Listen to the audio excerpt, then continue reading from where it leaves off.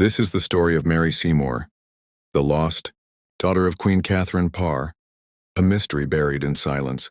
Until now, August 30th, 1548, inside the quiet halls of Sudeley Castle, Queen Catherine Parr, the last wife of King Henry VIII, gives birth to her first and only child, Mary Seymour.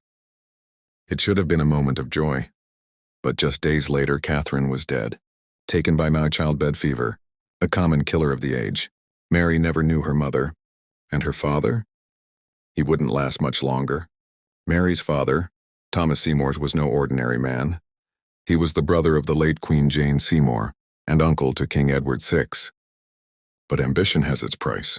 Seymour was arrested in 1549 for plotting to take control of the young king, and executed for treason. In less than 2 years, Mary Seymour had lost both parents. She was a royal orphan, and a dangerous symbol of a disgraced legacy.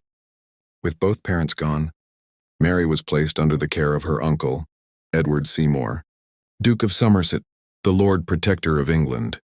But Edward was a man under pressure, and Mary's care was brief.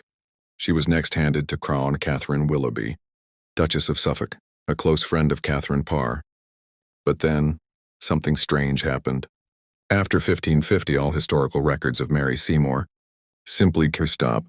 No mention of her in royal registers.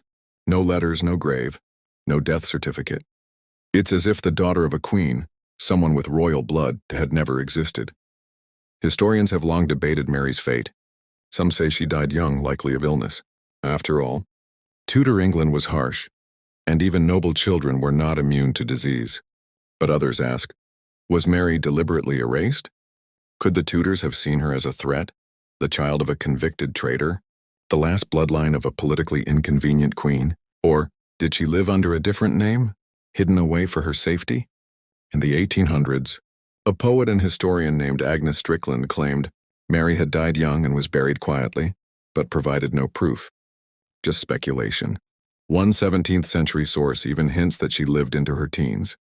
But again, no official record survives. It's as if a veil of silence was drawn over her life. Mary Seymour's story may seem small, but it represents something larger.